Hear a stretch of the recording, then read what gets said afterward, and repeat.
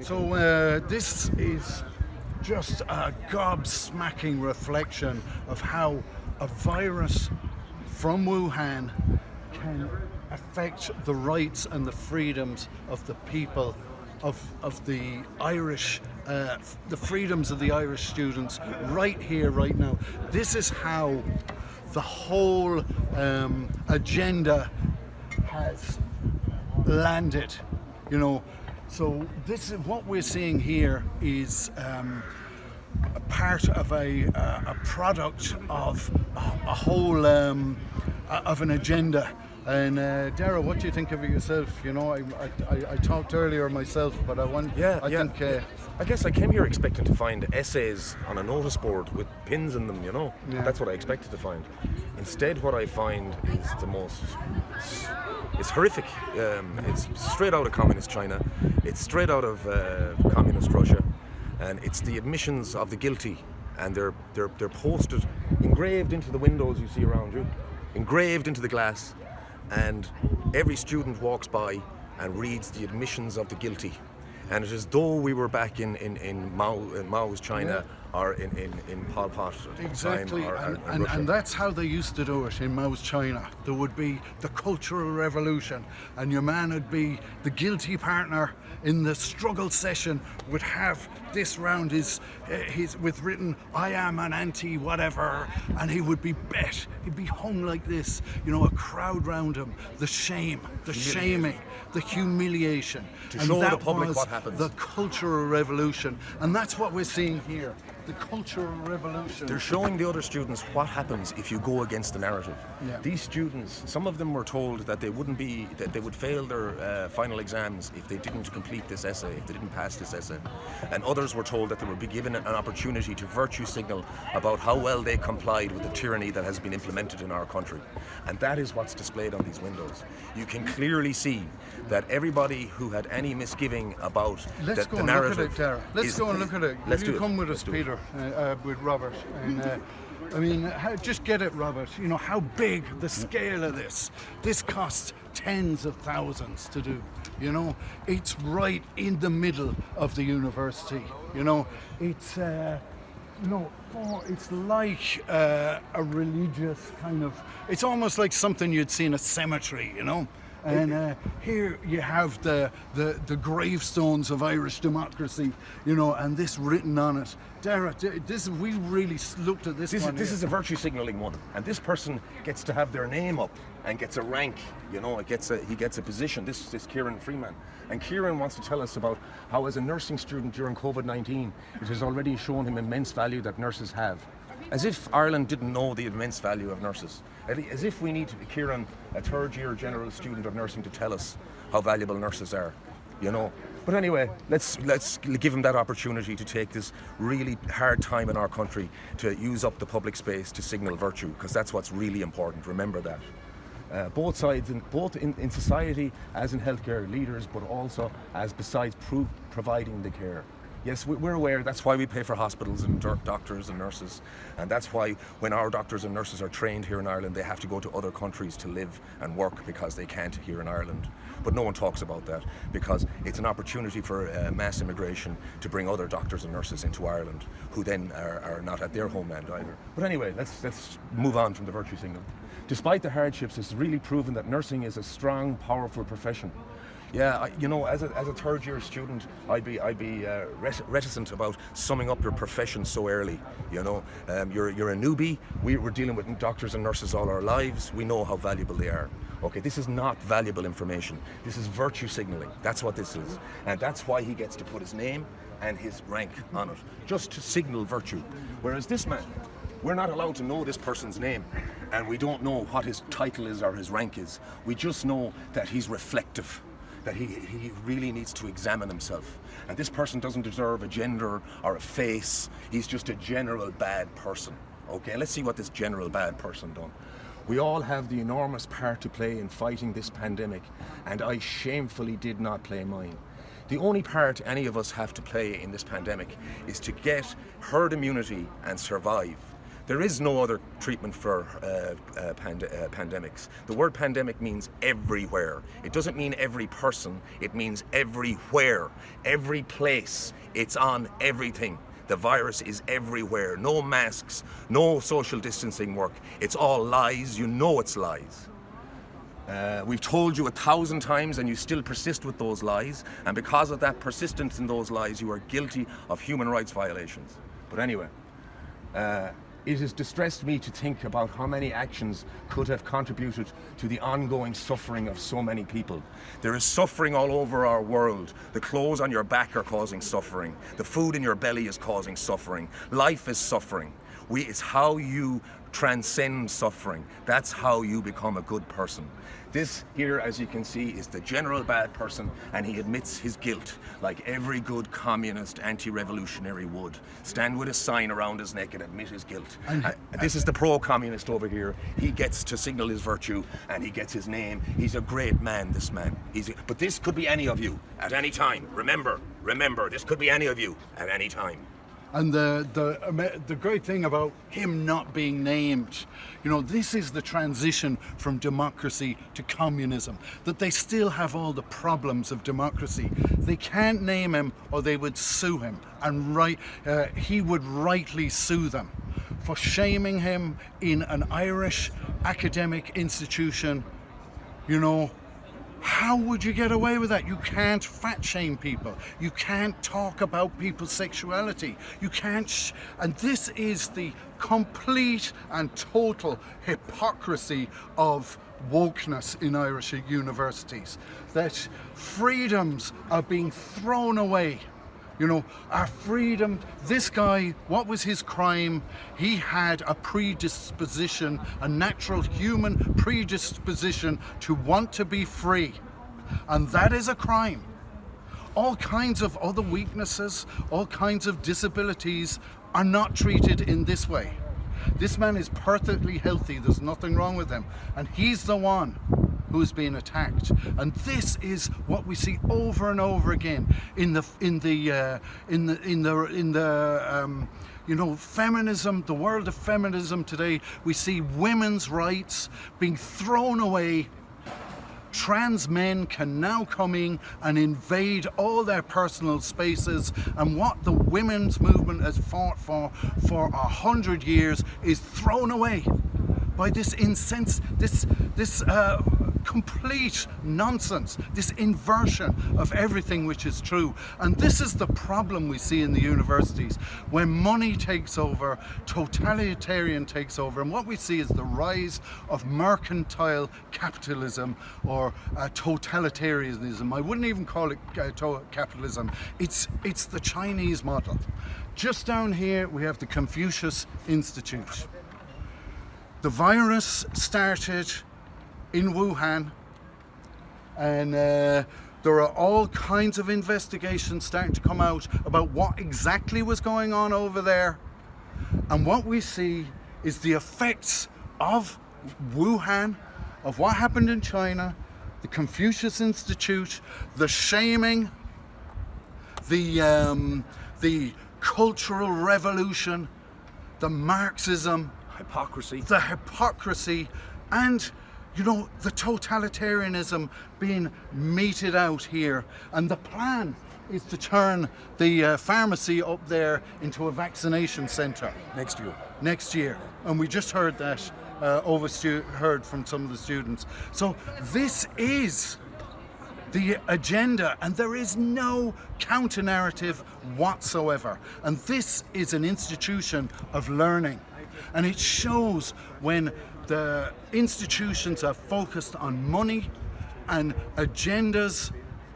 This is what happens. There is a loss of ethical, moral valuation of anything. And here, in a place where students should be able to stand for freedom, they're walking past the monuments to their slavery that have been built right in the middle of their... This is such an arrogant, ambitious overreach of totalitarianism. Can I show it to you? With zero counter-narrative at all. Zero counter-narrative Here's a counter-narrative. at all. Yeah. Here's one. here this refers to, we all have an enormous part to play in fighting this pandemic, right? So what was this university's part to play in fighting this pandemic? What this university's, one of the roles this university could have played is they could have fought Big Pharma when they put out false information about hydroxychloroquine. That was their role. They were the educators. They know what hydroxychloroquine is, and they kept quiet about what it was and pushed this vaccine. What was their role with ivermectin? Why has Galway University not stood up and said how great that ivermectin is safer than Tylenol? It's safer than Tylenol. And that's their role in this. And it should distress them greatly that they have contributed and continue to contribute, continue to create suffering and death by not bringing ivermectin into the Irish, which was here all along before this. It has been used for decades, safely. It's a wonder drug. It's safer than Tylenol. And Galway University are causing death and suffering by not shouting that from the rooftops. They're also failing to address any of the obvious in-your-face statistics, such as the total population death rate for Ireland. Nobody is addressing this. No, this is the role of the fourth and fifth estates. If the fourth estate is the media, then the fifth estate should be the academic world. And none of them are addressing this, and this is how do totalitarian regimes come in. It is by first of all establishing the lie and then getting the people to repeat the lie. And this establishment is here to break down all that, to work out philosophically what's happening here. The psychological people should be seeing red flags, or the psychologists should be seeing red flags. They're not.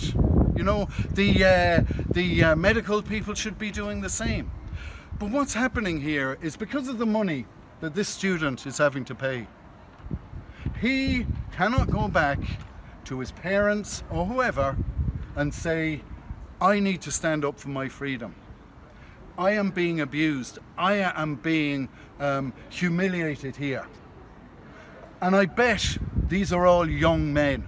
I bet they're all young Irish men on this wall being targeted, Could I show you guys something around the corner here? Just something about the virtue signaling that really bothers me. There were student COVID. So this person is a student volunteer at a COVID-19 test centre. So this person is given their title and their rank. Yeah. So I found it challenging to see people who were very sick. It was scary at times, and I worried about getting sick myself. However, the rewards far outweigh the challenging aspects of working at the testing centre. So what this lady is printed up on the side of this building is that she assisted the COVID vaccinators to administer a vaccine to people who were sick with COVID-19. That's murder. If any of those people died having COVID, if you gave that person a vaccine for a disease that they already had and they died, you murdered them. And here it is on the side of the building. This is how far inside their own heads they are. They've been completely twisted that they're admitting their part in genocide as a virtue signal for the communists. So, I don't know.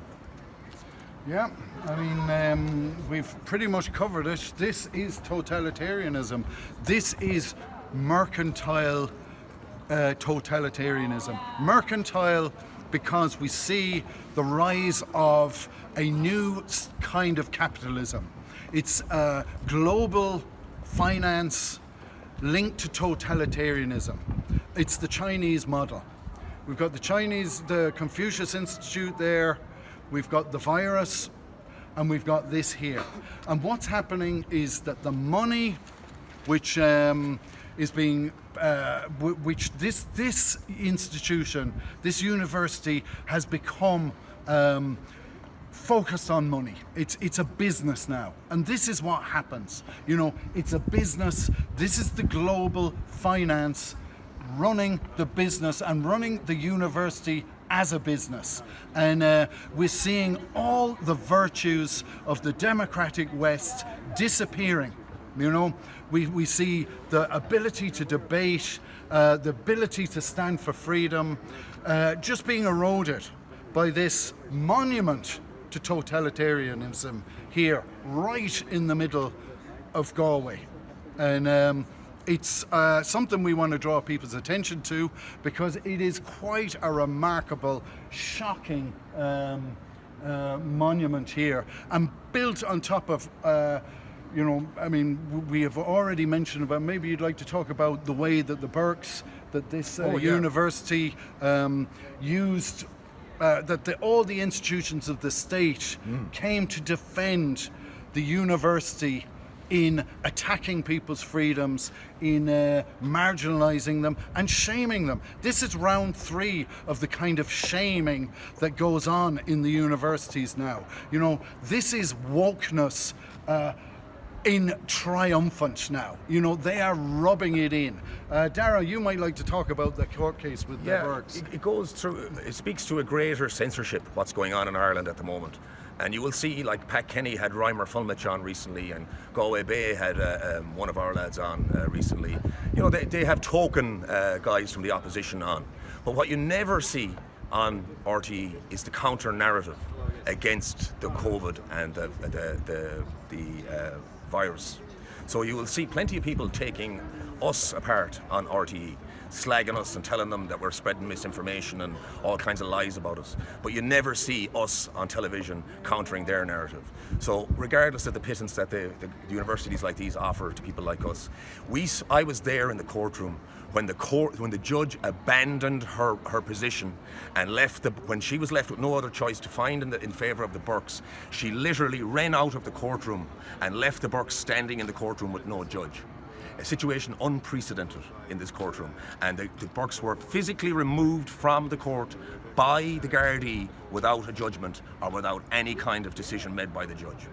And these were students who were attacked mercilessly for being Christian and for defending the Christian perspective in Galway University. What was it? They were banned for life from all student activities or something like that? I wonder how many of our Muslim counterparts are banned from student activities. I wonder how many Jewish people are banned from their religious activities.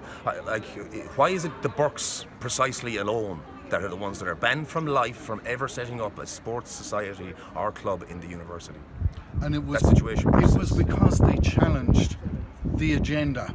They challenged the wokeness, which is destroying and confusing and turning everything inverting all our virtues and causing our freedoms to be lost, causing all the gains of feminism to be lost overnight by trans men, giving trans men superior rights to women, by giving totalitarianism superior rights to freedom, shaming people for some things and attacking other people for apparently shaming others. So the hypocrisy on view here, Christians apparently shaming whoever, on the rainbow flag, are attacked mercilessly. Young Irish men, I imagine, for wanting to express their freedom, shamed. But you could never do that to any of the rainbow colours or any of the woke agendas. That is the complete inversion, and that is the massive hypocrisy at the heart of all this, and that allows this to happen. This is the attack on the truth. This is where the attack on the truth leads us to.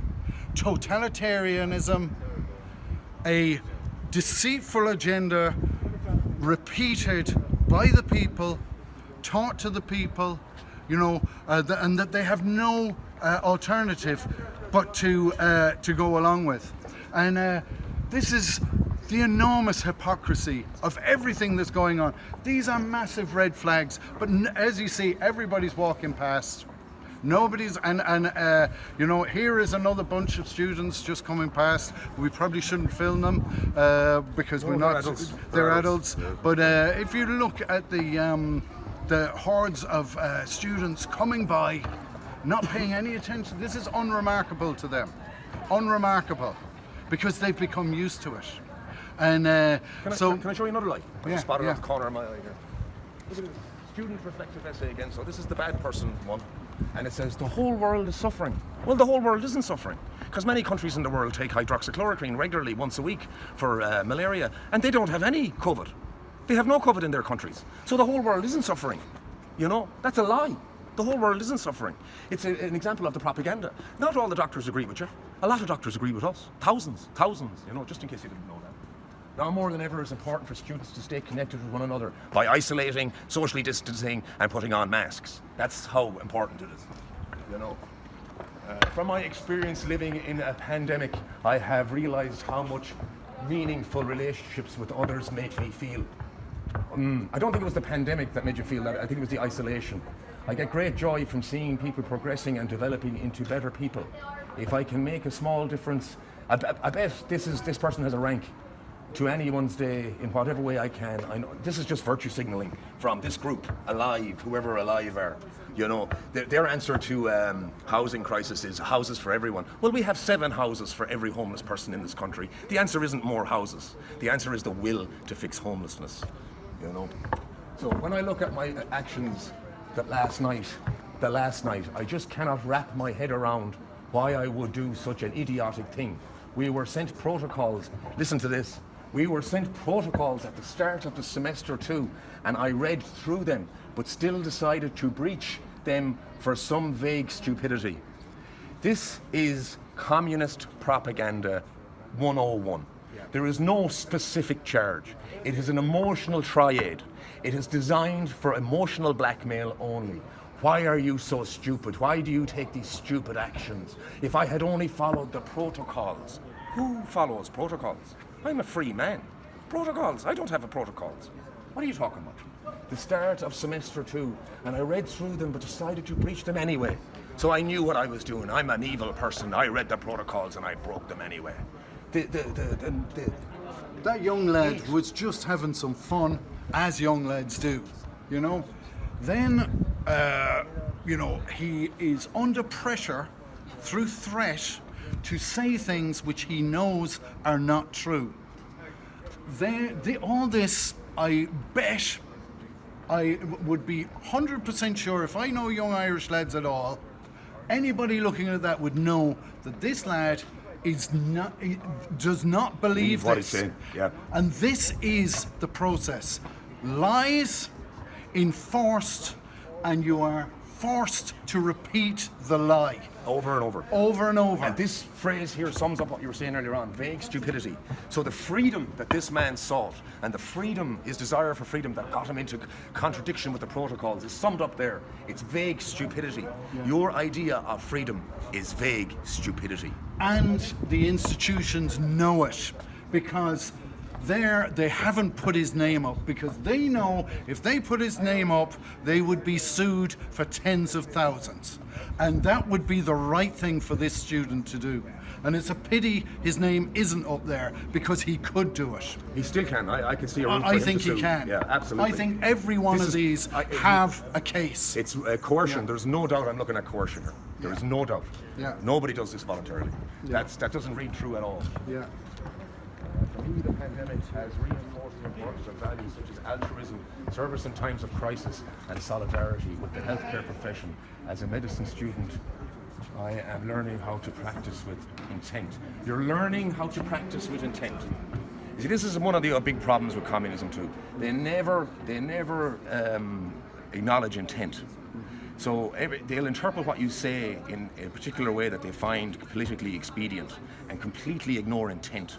But then when they do something stupid, or they say something stupid, they'll say, well, that's not what I meant, or you're interpreting the wrong way. And it's this word here, intent. That is a very, very important word, usually missing from any consideration in a university recently. I never hear universities talking about people's intents. I only ever hear them talking about how they contradict the ideologies. And the only reason they can get away with this is because of the atmosphere created here. The narrative, the tyranny of the academic environment at the moment. You know, I would say that there was a judgment made that these lads have got so many years left to spend in this college, there's no way they're going to go to court over this. And added to this, is the fact that they have to pay to be here. They're invested, so there's a threat on the investment they've made, and there is also the atmosphere in college. You know, the oppressive atmosphere for anybody who speaks out. Anybody who goes against the agenda in college is going to be attacked, not just by the institutions or the management. They're going to be attacked by the students as well. So this one here is very interesting because something changed this week. So this week in Ireland, the Department of Education and the Department of Health decided that even if a student has COVID-19 symptoms, even if a student has tested positive for COVID-19, but they remain asymptomatic, they can go to school. So that's something that we've been saying from the very beginning. Asymptomatic people do not spread COVID. Now it is the official position 2 years later, after all the damage, of the Department of Health and the Department of Education, that there's no need to exclude students from college if they have a positive test, because they're not transmissible if they don't have symptoms. So if you look up here we go. This is obviously one of the naughty boys again, because you don't get his name. Basically, I was very naive and selfish thinking. I and everyone around me was invincible. So he's admission his guilt here, because he had the temerity to try and live his life with a disease that doesn't kill anybody, kills less than 1% of people. I couldn't help but think, imagine if I was responsible for killing someone and killing my friend's mother. Of course, it had to be someone he knew, his friend's mother. I'd suggest you killed as many people as you know with COVID, which is probably 0 or maybe 1. You know, so that's how many people you killed. So what you're looking at here is they've actually switched the narrative now. What this crime that this man is admitting here doesn't exist anymore, because you're allowed to go to college now and go to school with the positive COVID test, and seemingly you won't kill anybody. So I don't know what variant that is, but it's certainly not the one we were living with 6 months ago, and it's not the one that this man is being crucified here in the college for. And let's look at the agenda. Let's look at the narrative. Let's look at what totalitarianism is going to be like. I mean, these institutions are supposed to be able to flag, debate what is going on. You know, these are supposed to be the people who shape the future. Where are the voices protecting our future in amongst the in amongst the debate that's going on here about our political future? What is this about? It's about control. What does this lead to? It leads to lockdowns. It leads to control. Look, maybe the virus, maybe all of this has some, you know, we don't really know at the moment a forensic analysis of the medical data.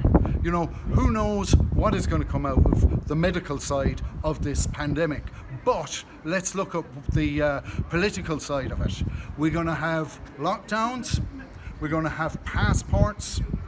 This needs to be debated in the university. This needs to be in the debating society, not gender nonsense. You know, this is what needs to be debated, and it's not being debated because there is a gag on all this kind of thing by the people who are pouring money into this, by the people who are building this nonsense. So this is the chokehold that is being had on democracy. What are we looking at? You know, a surveillance state? You know, all these things should be being discussed. Even if they don't happen, we should be protected against them. And that should be the discussion which is happening. But instead, we see intimidation, lies, and nonsense, you know, and wasted money here. You know, that's what we're seeing. But let's look at the worst case scenario. Let's look at the fact that the agenda wants access to our bodies twice a year. What could they potentially do in terms of trying to reduce the world population? Sterilization, actual extermination. These are all possibilities, and there is no guard against it, as we can see at the moment, because there is no counter-narrative to what's happening.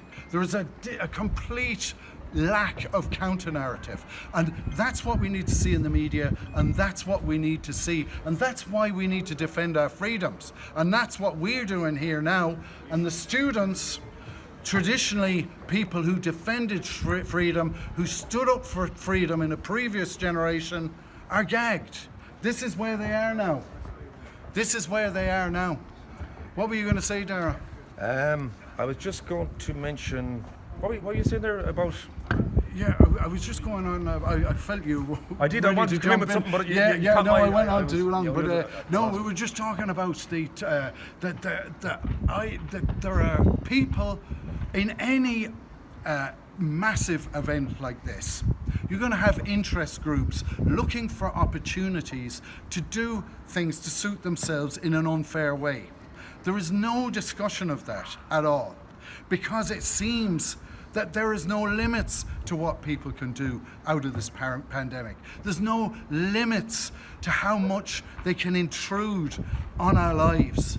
And this is the vulnerable, naked Irish person, totally intruded on, up for everybody to see. No defense, no protection, shamed, and that's what we're seeing. And this is the threat, you see. Like, his name isn't here, but her name is. And just so you know, if you keep going this way, eventually it will be your name here too. That's the threat, you see. Look, we can put your name up beside it if you like. Yeah. Or you probably wouldn't like it when we put your name here, would you? So it's actually a threat, that we can publicize now that you've made this apology. Never apologize, because once you make the apology, they'll pick the apology apart and publicize it and make you look like a thing that you apologized for. Never apologize. I never do anything worth apologizing for anyway. Well, I think maybe it's time to announce this to the students and to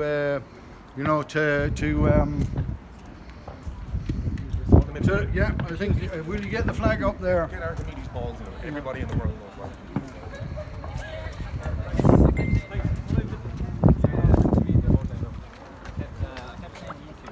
Hello, we thought we would talk, be a witness of what we see here. This is totalitarianism and shaming of students. Students, do not allow your freedoms to be taken like this. This is the noose which has tightened around you for generations. The shaming of students for doing what comes naturally to them. Students are shamed for all kinds of things. And normally, the shamed one is defended. Whether you're disabled or whether you have a sexual identity, that will be protected. But your freedoms won't. Your freedoms will not be protected. And that's what we're seeing on this wall. That's what we're seeing in the COVID wall of shame. And this is totalitarianism. This is how a virus which originated in Wuhan affects the freedoms of Irish students right here, right now. This is this is a monument to totalitarianism in your midst. In your midst. This is what you will walk past every day.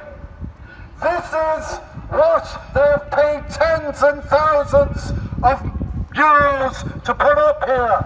A monument to totalitarianism and the restrictions of your freedoms. The Irish institutions don't debate anything. They challenge nothing. There is no counter-narrative whatsoever. There is just totalitarianism and this. We see the Confucius Institute up the road, and we see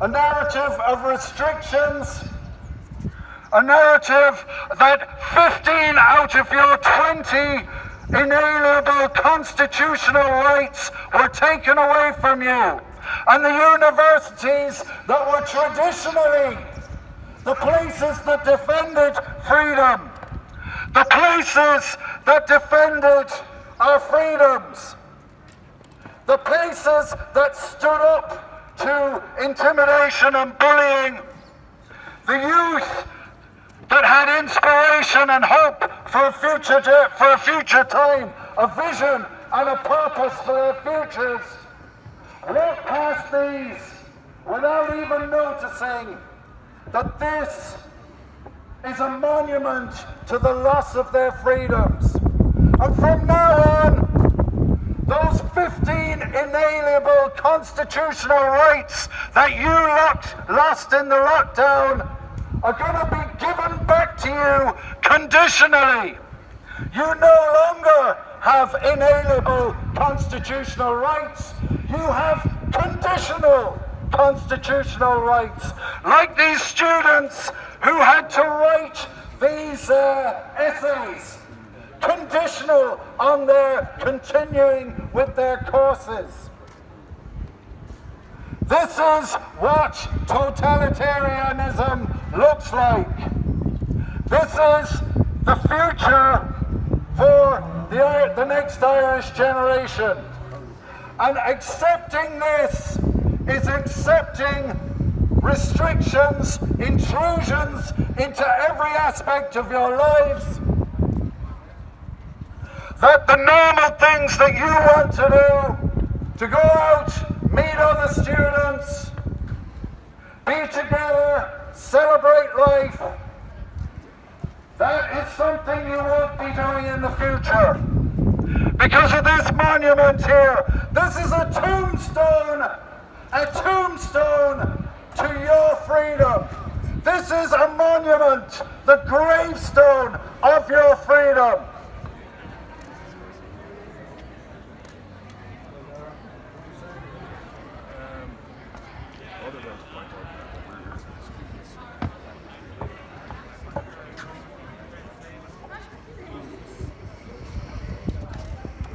I want to be clear about who we represent here today, and that is the students and faculty that have contacted us and told us that they're too afraid to speak out in this climate of fear that has been created in NUIG. And that climate of fear is written all over these walls. So no one can blame them for not speaking up. But we are here to speak on their behalf.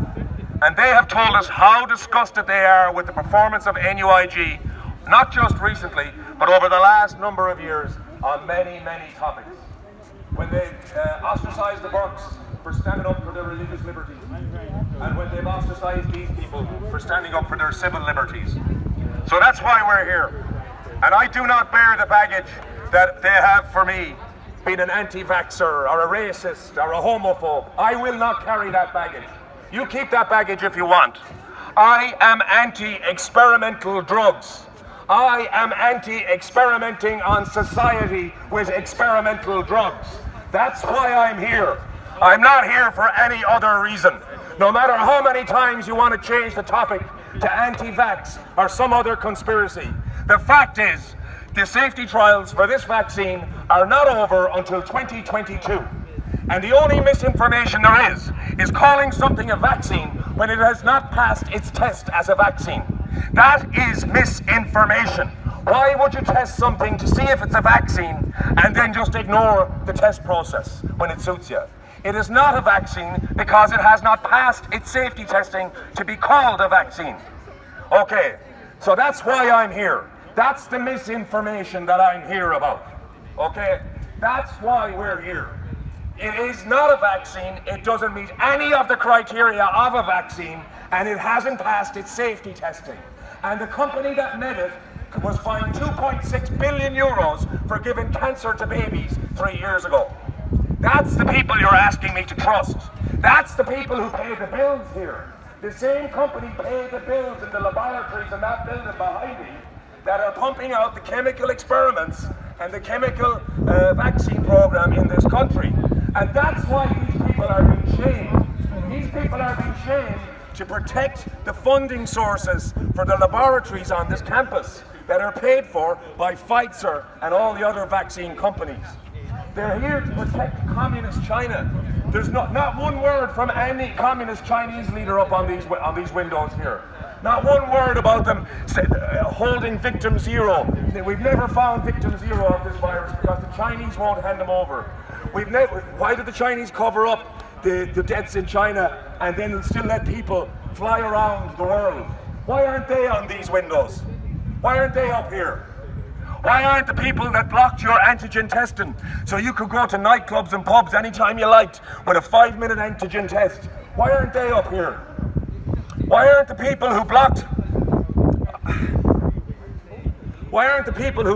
Irish people who were sick with cancer and heart disease from being diagnosed in our hospitals, who are now dying in droves because their disease wasn't diagnosed 2 years ago?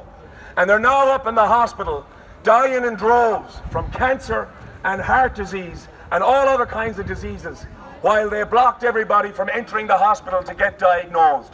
My friend is up there right now dying from that very scenario. 2 years ringing the hospital he was, telling them he was sick. 2 years trying to get an appointment with a doctor he was, telling him he was sick. And 3 months ago, they gave him 3 months to live. And he got the whole 3 months, in fairness. 3 months ago. And he's suffering with cancer for 24 months.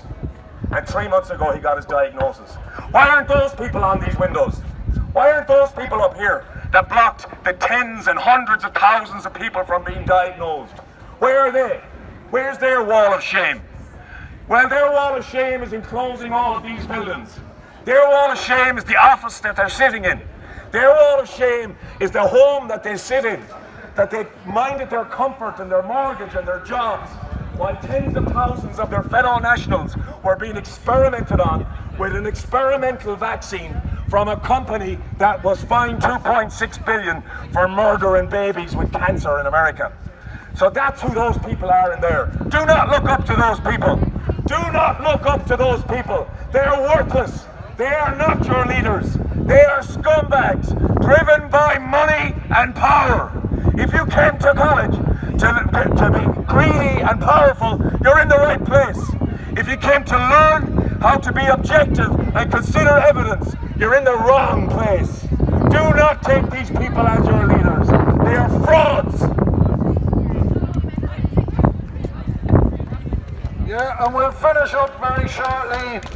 In America now, in colleges, it's getting to the point where there are twice as many women as men in the colleges, because these colleges are becoming uncomfortable places for young men to be. You know, and we are standing for the freedom of all people.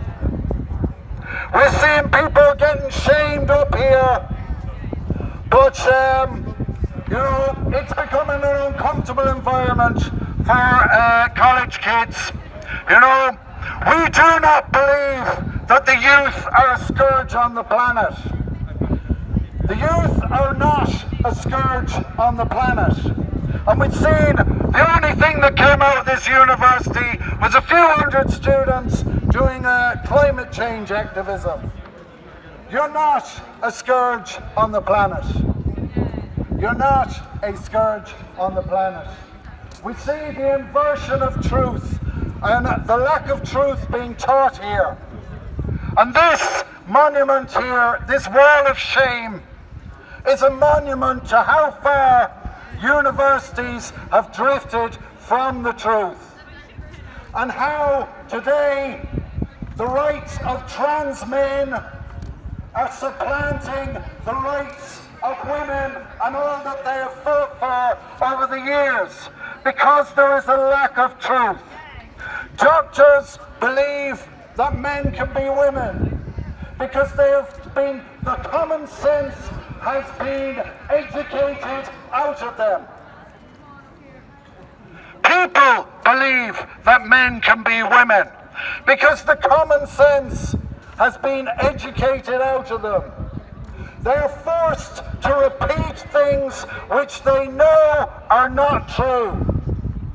And as the truth disappears from the universities because of their lack of ability to countenance a counter-narrative and their intimidation and hunting of people with different opinions, because of the woke tyranny which is happening in these universities, now we are seeing an environment which is very uncomfortable for young men.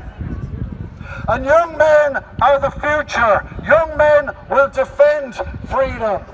And it is the fact that young men are being so attacked that this is the attack on freedom.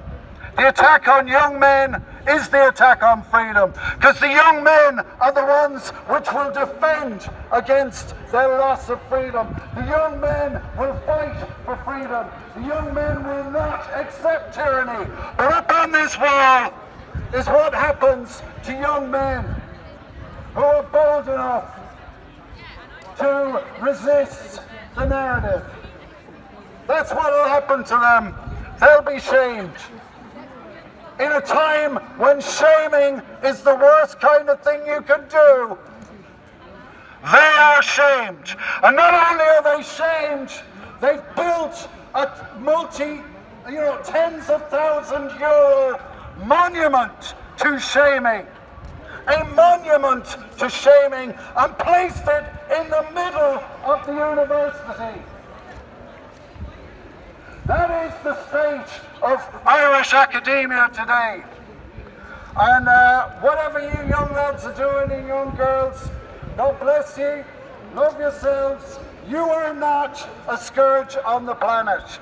You have a future.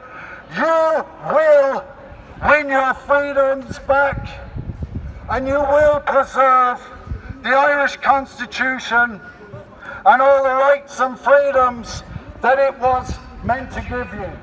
So we're finished for today, I think. Is that it? Anybody else? Anybody, any opposition want to come up and tell us why we're wrong? Anybody willing, anybody from the narrative of this university, anybody from the woke culture of Ireland, come and tell us why we're wrong. Come and tell us why we're bad people. Anybody? I think the guy there wants to. You might need to speak if you like. We won't be hard here. Huh? We won't be hard here.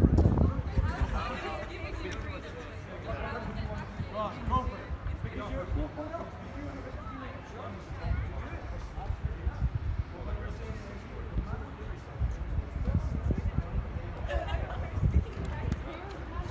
Well, one thing to be said for the university, they haven't called the guards, so fair play. There is hope, you know, and we at least give the university credit for that.